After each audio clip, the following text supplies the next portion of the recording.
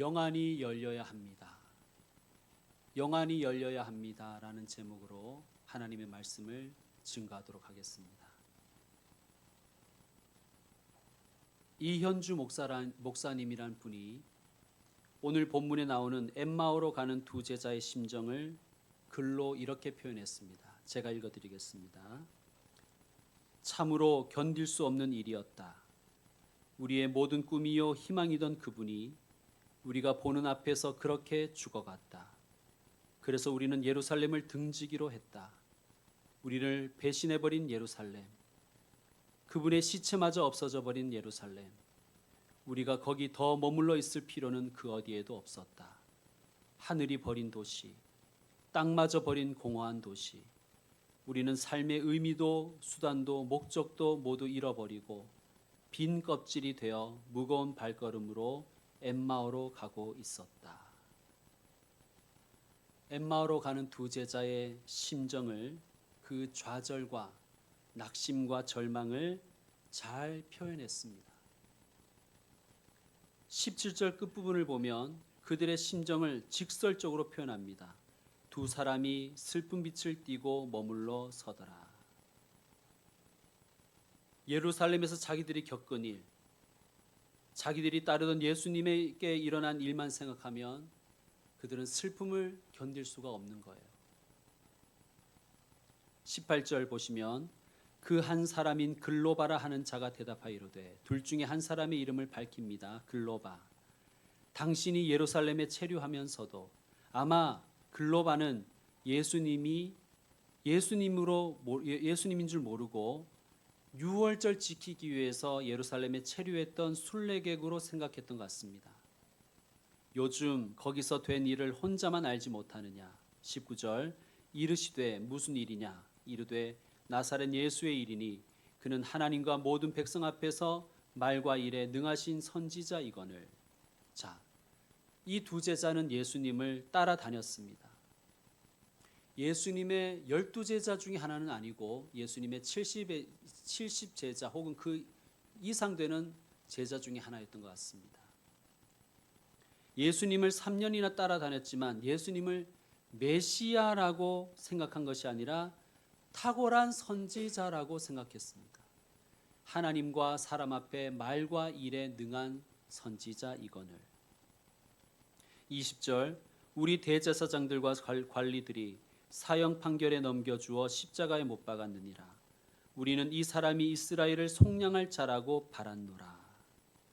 자, 이 말씀 무엇이냐면 이 사람이 이스라엘을 속량할 메시아가 되어주기를 바랐다는 거예요.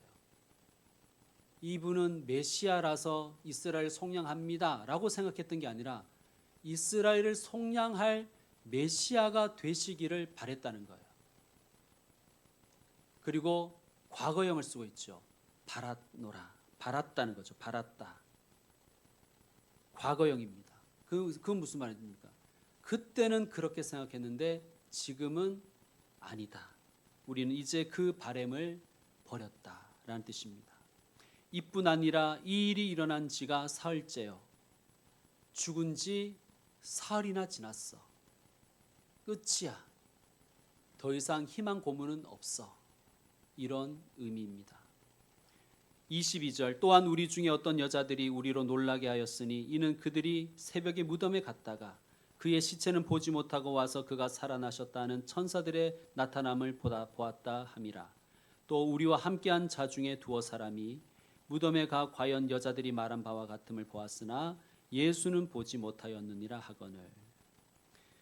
여자들이 예수님 부활하셨습니다 라는 말을 전했지만 또 우리 중에 두어 사람, 즉 베드로와 요한이 여자들이 증언한 말이 사실인 것을 확인하였지만 이 두 제자, 엠마오로 가는 이 두 제자는 믿지 않았다는 것입니다. 헛소리야. 우리는 부활을 믿지 않아. 여러분에게 한번 묻겠습니다. 여러분은 예수님의 십자가를 믿으십니까? 예수님의 부활을 믿으십니까? 예수님이 십자가에 돌아가셨다는 것을 믿는 사람들은 많습니다. 그래, 그럴 수 있어.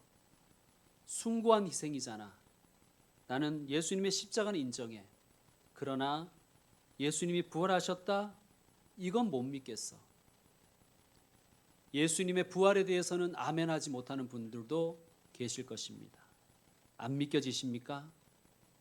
너무 실망하지는 마십시오. 예수님께서 부활하신 그 첫 번째 부활절에도 예수님과 함께 3년을 보낸 제자 중에도 예수님의 부활을 믿지 못하는 사람들이 많았습니다. 심지어 예수님께서 십자가 지시기 전에 자신의 십자가의 죽음과 부활에 대해서 여러 번 말씀하셨지만 믿지 않았다는 것입니다. 그래서 저도 실망하지 않습니다.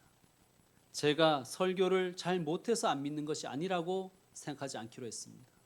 예수님이 설교하셔도 안 믿는데 저 같은 사람이 전하는 말을 믿지 못하는 것, 어찌 보면 당연한 것 아니겠습니까? 자, 예수님의 부활을 믿지 못하여 낙심하여서 예루살렘을 떠난 이 두 사람은 14절을 보면 이 모든 된 일을 서로 이야기했다고 되어 있습니다. 여러분, 이런 게 문제예요. 나보다 좀 신앙이 나은 사람하고 대화를 해야 되는데 똑같은 거 둘이 맨날 얘기하니까 이 신앙의 성장이 없는 거예요. 실망한 사람끼리, 낙심한 사람끼리, 시험에 든 사람끼리 서로 얘기하면 발전이 있겠습니까? 절망만 깊어지는 것이죠. 자, 15절도 보십시오. 그들이 서로 이야기하며 문의할 때, 여기서 문의했다는 것은 토론했다는 뜻입니다. 토론. 공부 못하는 애들끼리 시험 치고 나서 자기들 성적 답 맞춰보면서 토론하는 게 무슨 의미가 있겠습니까? 그때 예수께서 가까이 이르러 그들과 동행하시나. 자, 그때 예수님이 그들에게 가까이 오셨어요. 심지어 그들과 동행까지 하셨습니다. 그러나 16절 함께 읽겠습니다. 그들의 눈이 가리어져서 그인 줄 알아보지 못하거늘. 예수님이 가까이 오셨고 함께 동행하시는데도 불구하고 예수님인 줄 알아보지 못했다는 거예요. 왜 그랬습니까? 눈이 가리어져 있었기 때문입니다. 왜 예수님을 믿지 못하는가? 왜 예수님의 부활을 믿지 못하는가? 눈이 가리어져 있기 때문입니다. 영안이 가리어져 있으면 예수님이 찾아오셔도, 예수님이 동행하셔도 예수님을 몰라봅니다. 여러분, 그러므로 이렇게 기도하시길 바랍니다. 주님, 제 눈을 열어주십시오. 제 영안을 열어주셔서 주님을 보게 하시옵소서. 자, 17절을 보십시오. 너희가 길 가면서 서로 주고받고 하는 이야기가 무엇이냐? 자, 주님이 질문하셨습니다.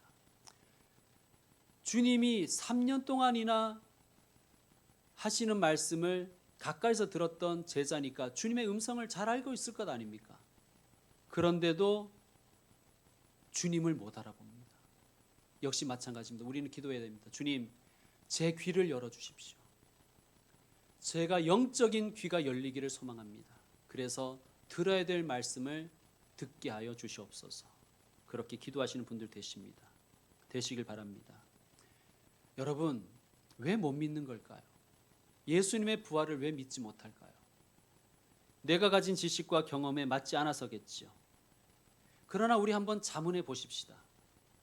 나의 지식, 나의 문법, 나의 논리에 맞지 않으면 불가능한 것입니까?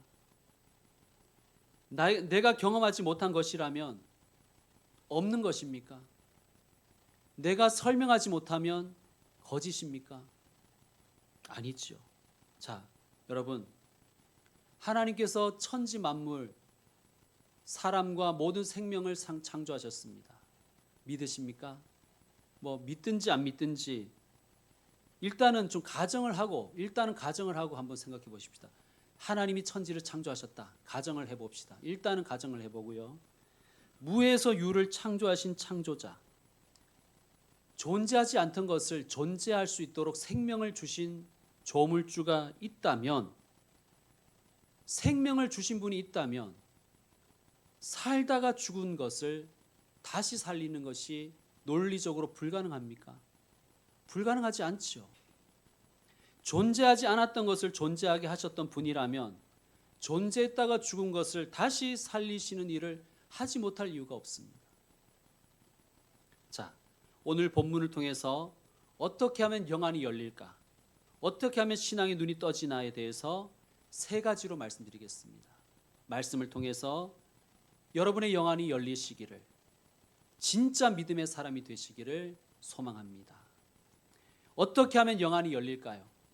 어떻게 하면 진짜 믿음의 사람이 될까요? 첫 번째는 말씀을 들어야 됩니다.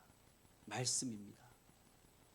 여러분, 신앙을 크게 보면 두 가지 패턴이 있어요. 말씀 중심의 신앙이 있고요, 기적을 추구하는 신앙이 있습니다. 여러분은 어떤 성향의 사람입니까? 어떤 성향의 사람인가도 중요하지만 여러분 어떤 쪽으로 가고 싶으세요? 우리 교회는 어떤 방향으로 가야 될까요? 기적이 일어나면 교회가 부흥하겠죠. 물론 양적으로 부흥할 것입니다. 외형적으로는 화려해질 것입니다. 그러나 기적이 영안의 열림을 담보하지는 못합니다. 기적 때문에 진짜 믿음이 생긴다는 것이 보장되지 않습니다. 왜냐하면 여러분 출애굽기를 읽어보시면요, 출애굽한 이스라엘은 광야에서 매일같이 하나님의 어마어마한 기적을 경험했습니다. 만나와 메추라기는 기본이었고, 바위가 터져 샘이 솟고 홍해가 갈라지고 어마어마한 기적들을 매일같이 경험했죠. 그러나 그들은 다 불신하여서 광야에서 죽어버렸습니다. 가나안 땅에 들어가지 못한 거예요. 또 예수님의 제자들은 어땠습니까? 예수님을 따라다니며 어마어마한 기적들을 많이 경험했죠. 오병이어를 먹이시고, 오병이어로 5천 명을 먹이시고, 풍랑을 잠재우시고, 수많은 병자를 치유하시고, 귀신을 쫓아내시고, 죽은 나사로를 살리셨습니다. 아마 예수님이 기적을 베푸신 그 자리에 이 엠마오로 가던 두 제자도 있었을 것입니다. 그래서 그때는 그렇게 생각했죠. 아, 이 사람이로구나. 아, 이 선지자로구나. 이 사람이 우리를 로마에서 속량할 메시아가 되어주겠구나. 그렇게 생각했겠죠. 신앙심이 막 뿜뿜했을 것입니다. 막 솟아났겠죠. 그런데 예수님이 죽으셨습니다. 부활하셨다는 이야기를 들었지만 믿을 수가 없는 거예요. 누가 시체를 훔쳐갔겠지. 영안이 닫혀버렸기 때문입니다. 자, 그런데 언제 눈이 열렸습니까? 32절을 보십시오. 그들이 서로 말하되 길에서 우리에게 말씀하시고 우리에게 성경을 풀어주실 때에 우리 속에서 마음이 뜨겁지 아니하더냐 하고, 말씀을 들을 때 눈이 떠진 거예요. 귀가 열린 거예요. 여러분, 그러므로 믿음은 들음에서 나며 들음은 그리스도의 말씀으로 말미암으니라. 아멘. 그러므로 여러분 어느 방향으로 가셔야 됩니까?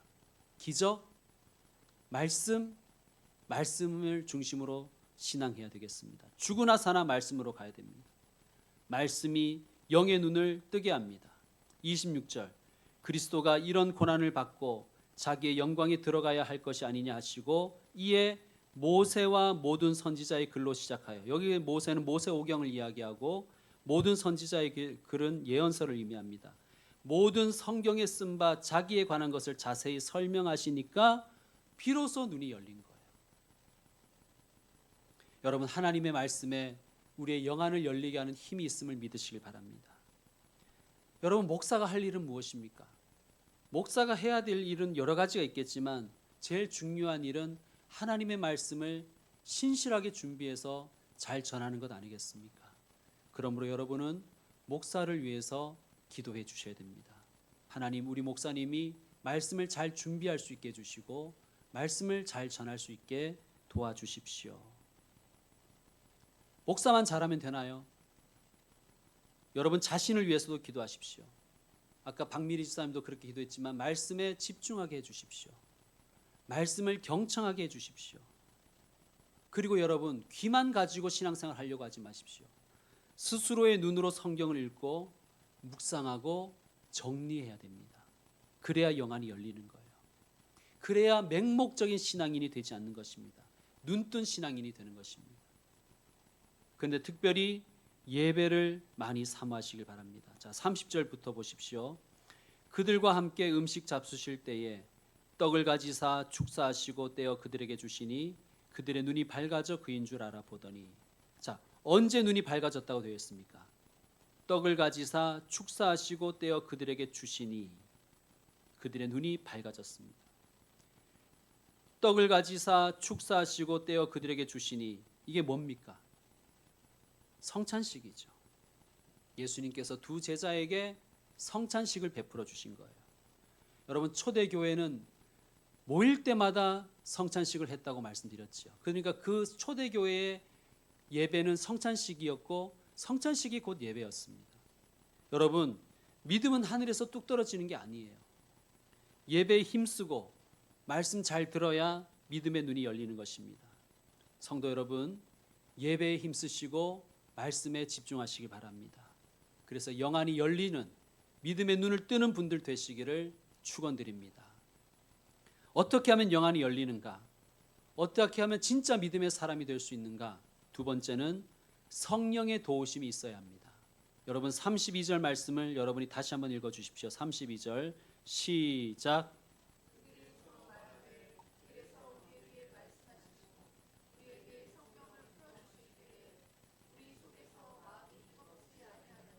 아멘. 말씀을 들을 때 나의 집중력도 중요하겠지만 더 중요한 것이 있는데 뭐냐면 마음이 뜨거워져야 됩니다. 자, 그런데 뜨겁지 앞에 주석 표시가 있지요.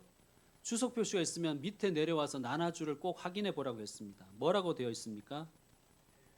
헬은 지옥이란 뜻이 아니라 헬라어란 뜻입니다. 헬라어로 무슨 뜻이냐고 하면 불타지라는 거예요. 즉 우리 성경은 마음이 뜨겁지 아니하더냐라고 번역했지만 헬라어 원문을 보면 마음이 불타지 아니하더냐 불타오르네라고 되어 있다는 것입니다. 즉 내가 성경을 읽고 내가 설교를 들을 때 나의 집중력, 나의 이해력도 있어야 되겠지만 더 근본적인 것은 뭐냐 하면 마음에 불이 붙어야 된다는 거예요. 불이 붙어야 된다. 마음이 뜨거워져야 된다는 것입니다. 마음에 불이 있어야 됩니다, 여러분. 여러분, 우리는 올해 초대 장로님을 세우려고 합니다. 어떤 사람을 세워야 될까요? 뭐 똑똑한 사람, 성실한 사람 다 좋습니다. 다 좋은데요. 가슴 속에 불이 있는 사람을 세워야 됩니다. 여러분, 우리가 책을 읽어도 그렇잖아요. 책도 불이 있는 책이 있어요. 그런 책을 읽으면 마음에 불이 붙어요. 음악도 그렇지 않습니까? 찬양도 그런 찬양이 있습니다. 불이 붙는 음악, 불이 붙는 찬양이 있습니다. 가슴에 불이 있는 일꾼이 있어야 됩니다. 예레미야 20장 9절을 보면 우리 한번 찾아볼까요? 구약 성경의 예레미야서를 한번 찾아보시겠습니다. 약자로는 램이라고 되어 있습니다. 램이라는 색인을 찾으시면 됩니다. 예레미야 20장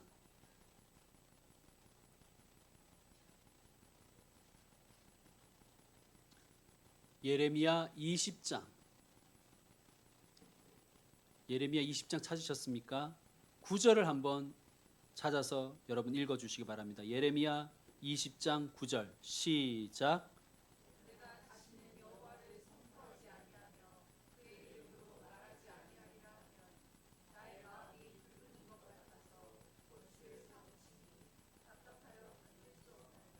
아멘. 예레미야 선지자가 고백한 말입니다. 예레미야 선지자는 핍박을 많이 당했어요. 그리고 테러도 여러 번 당했습니다. 하도 힘들어서 이런 결심을 했다는 거예요.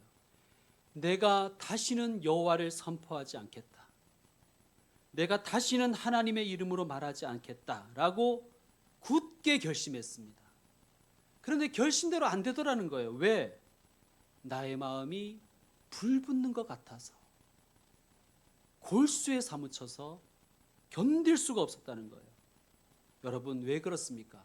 왜 예레미야의 결심대로 안 된 거예요? 내가 하나님 일 안 할 거야. 나 하나님의 이름으로 이제 말하지 않을 거야. 나 이제 하나님을 선포하지 않을 거야. 아주 단단히 결심했는데 왜 결심대로 안 됩니까? 그의 가슴에 하나님의 불이 있었기 때문에. 여러분, 핍박 때문에 못하는 게 아니에요. 불이 없어서 못하는 거예요.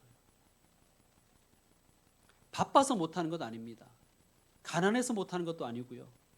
누가 자꾸 시비 걸어서 태클 걸어서 못하는 것도 아닙니다. 불이 없어서 못하는 거예요. 우리가 설교 전에 부른 찬송 중에 325장에 그런 가사가 있잖아요. 예수가 함께 계시니 시험이 오나 겁없네. 옛날에 어른들은 이 글을 모르는 분들이 많았죠. 아주 모진 시어머니를 모시고 사는 며느리가 어느 날 전도받고 교회를 나오는데 너무 열심히 나오는 거예요. 그 어머니는 너무너무 이 교회 다니는 걸 싫어하는 시어머니인데 어떻게 이렇게 교회를 나오는가 참 기특하기도 하고 궁금해서 목사님이 물었답니다. 어떻게 그렇게 나올 수 있냐고 물으니까 그 며느리가 그렇다라는 거예요. 자기가 찬송에서 은혜를 받았다는 거예요. 무슨 찬송이냐니까 이 찬송이 예수가 함께 계시니 시험이가 오나 겁없네. 시험이도 겁이 안 나다는 거예요. 네. 여러분 어쨌든 간에 뭐 사실인지 아닌지 모르지만 불이 붙으니까 시어머니도 겁나지 않는 거예요. 여러분 불이 있어야 됩니다. 예배에도 불이 있어야 되고 대표 기도하는 사람도 불이 있어야 되고 여러분 대표 기도를 준비하면서 불을 구하십시오. 하나님께. 찬양 인도하는 분도 불이 있어야 되고 물론 설교자도 불이 있어야 되죠. 그리고 가브리엘 중창단도 불이 있어야 되고 교사도 불이 있어야 됩니다. 자, 엠마오로 가던 두 제자 마음에 불이 붙자 눈이 열린 거예요. 눈만 열린 게 아니에요. 절망감을 안고 떠난 예루살렘으로 다시 돌아갑니다. 33절 보십시오. 누가복음 24장 33절 곧 그때로 일어나 예루살렘에 돌아가 보니 11 제자 및 그들과 함께한 자들이 모여 있어 말하기를 주께서 과연 살아나시고 시몬에게 보이셨다 하는지라. 그래서 35절에 두 사람도 길에서 된 일과 예수께서 떡을 떼심으로 자기들에게 알려주신 것을 말하더라. 다 열렸죠. 눈이 열리고 마음이 열리고 입술이 열리고 그들의 인생이 열리고 사명이 열린 거예요. 사랑하는 성도 여러분, 여러분의 마음에도 불이 임하기를 소망합니다. 여러분의 입술에도 불이 임하고 여러분의 인생과 여러분의 사명에도 하나님의 불이 임하기를 축원드립니다. 자, 그런데 누가 불을 주십니까? 성령님께서 주시는 것입니다. 성령님의 다른 이름을 보혜사라고 합니다. 보혜사. 보혜사라는 것은 헬퍼라는 뜻이에요. 도와주시는 분. 뭘 도와주시냐? 불이 붙도록 도와주시는 분이라는 거예요. 여러분 성령께서 불을 주시면 눈이 열릴 줄 믿습니다. 사도 바울에게는 육체의 가시가 있었습니다. 그의 표현대로 이게 아마 간질이든지 안질이든지 사역에 방해가 되는 큰 질병이었던 것을 우리는 그렇게 생각합니다. 사역에 방해가 되니까 가시처럼 생각했겠죠. 그래서 그는 하나님 이 가시 좀 제거해 주십시오라고 3번이나 주님께 기도했다고 되어 있습니다. 3번 기도했다는 것은 3번만 했다는 게 아니라 충분히 했다는 것입니다. 간절하게 했다는 뜻입니다. 주님 이 가시만 없으면 제가 주의 일을 더 잘할 것 같습니다. 이 가시 좀 제거해 주십시오 했더니 하나님이 응답하셨습니다. 뭐라고 응답하셨습니까? 내 은혜가 하나님의 은혜가 너에게 족하도다. 또 이렇게 말씀하십니다. 내 능력이 하나님의 능력이 약한 데서 온전하여 지느니라. 이 말씀이 사도 바울의 심령에 불을 붙인 거예요. 성령께서 불을 주신 것이죠. 불이 없을 때는 아유 내게 찾아온 이 질병 이거 육체의 가시구나. 사탄의 사자구나 라고 생각했는데 성령의 불이 임하자 하나님 이건 가시가 아닙니다. 하나님의 은혜입니다. 내게 족한 하나님의 은혜입니다. 불이 없을 때는 이건 무가치한 것이라고 생각했지만 불이 임하니 하나님의 능력을 온전히 내가 붙들 수 있는 하나님의 장치입니다라고 고백하게 된 것입니다. 이게 있어야 너가 차고해지지 않아. 아멘. 이게 있어야 너가 교만해질 수 없어. 아멘. 이것은 너가 하나님의 은혜와 능력을 붙들게 하는 장치가 될 거야. 아멘. 성령께서 불을 주시자 가시같이 생각했던 그것이 은혜의 통로가 되더라는 거예요. 하나님의 능력을 붙드는 수단이 되더라는 것입니다. 여러분, 이런 말이 있습니다. 고난은 해석이 되면 끝난다. 고난은 해석이 되면 끝난다. 그렇죠, 여러분. 고난이 해석이 되면 끝나는 것 아닙니까? 그건 더 이상 고난이 아니죠. 해석이라는 게 뭐예요, 여러분? 해석은 눈이 열리는 거예요. 그래서 보는 것입니다. 성령께서 불을 주시면 눈이 열리는 거예요. 그래서 고난이 해석이 되는 것입니다. 여러분, 고난이 해석이 되면 더 이상 괴롭지 않습니다. 고난이 해석이 되면 고난이 더 이상 아닌 것입니다. 여러분, 성령께서 불을 주셔서 내 눈이 열리면 내게 육체의 가시가 있든지 없든지 아무 상관이 없어요. 돈이 있든지 없든지 배웠든지 못 배웠든지 상관이 없습니다. 하나님이 하시면 돼. 하나님만 날 붙들어 주시면 돼. 나만 하나님을 붙들고 있으면 돼. 라는 믿음이 생기는 거예요. 이게 불입니다. 이 불을 누가 주십니까? 성령께서 주시는 것입니다. 사랑하는 성도 여러분, 성령의 불을 받으시기를 축원드립니다. 성령의 불을 받아 마음이 열리고 영안이 열리는 그러한 귀한 분들 되시기를 축원드립니다. 세 번째, 영안이 열리는 방법은 좀 이상하게 들리시겠지만 실패와 나락과 상처를 경험하는 것입니다. 이상하게 들리시죠? 실패와 나락과 상처와 아픔을 경험하는 것이다. 부활의 예수님이 직접 찾아오신 첫 번째 제자들은 엠마오로 가던 두 제자들이었습니다. 다음 주일에 묵상하겠지만 이들을 만나신 후에 11 제자가 있는 곳을 찾아가셔서 그들을 만나셨어요. 여러분, 엠마오로 가던 두 제자는 12제자 중에 하나가 아니라고 했죠. 70인의 제자든지 그 이상 되는 그냥 12제자에 속하지 않는 제자였습니다. 쉽게 말하면 비주류였어요. 비주류. 예수님께서 비주류들을 먼저 찾아오셨다는 거예요. 예수님이 돌아가시자 부활의 소식을 들었음에도 불구하고 이들은 도망쳐 버렸습니다. 예수의 시체를 못 찾은 거지 예수가 뭐 부활했겠어, 그렇게 생각하고 찌질하게도 예루살렘을 도망쳤습니다. 배신자들이죠. 이들은 예수님을 선지자라고 생각했어요.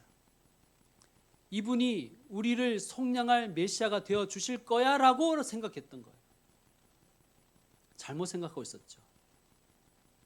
그렇던 자들, 제대로 된 믿음이 없었던 자들을 예수님이 먼저 찾아오신 거예요. 심지어 예수님도 25절에 이렇게 말씀하시잖아요. 미련하고 선지자들이 말한 것을 모든 것을 마음에 더디 믿는 자들이요. 이들은 그런 사람들이었다는 거예요. 미련한 사람, 선지자의 말을, 즉 성경이 말한 것을 도무지 더디 믿는 자들. 공동 번역은 이렇게 번역했습니다. 너희는 참 어리석기도 하다. 예언자들이 말한 모든 것을 그렇게도 믿기가 어려우냐. 이들은 그런 사람들이었다는 거예요. 그런데 예수님이 먼저 찾아오신 거예요. 여러분, 11 제자 입장에서 보면 기분이 나쁠 수도 있죠. 우리도 그렇잖아요. 야, 너 어떻게 그 얘기를 내가 걔한테 듣게 하냐? 너와 나가 그런 사이냐? 어떻게 너의 이야기를 그 사람을 통해 내가 듣게 하냐? 우리 그게 기분 나쁘지 않습니까? 가장 가까운 사이라고 생각했는데 다른 사람을 통해서 이야기 들으면 정말 기분 나쁘죠. 예수님이 그렇게 하신 거예요. 12제자들, 11제자죠. 기분 나쁘려고 하는 것입니까? 예수님은 일부러 그렇게 하셨다고 생각합니다. 왜 그럴까요? 이제 앞으로 제자들이 만날 사람들, 제자들이 복음 전할 사람들은 대부분 바로 이런 사람들이기 때문입니다. 부활을 안 믿는 사람들, 미련하고 더디 믿는 사람들, 도무지 믿으려고 하지 않는 사람들, 징그럽게 말 안 듣는 사람들, 징그럽게 안 믿으려고 하는 사람들에게 예수 부활을 전해야 되기 때문에 예수님이 이런 사람들에게 먼저 찾아오신 것입니다. 너희가 가야 될 사람이 이런 사람들이야. 그리고 주님은 분명히 보여주시는 거예요. 나는 이런 사람들을 들어서 쓰는 거야. 헨리 나우원의 책 중에 상처 입은 치유자라는 책이 있습니다. 운디드 힐러.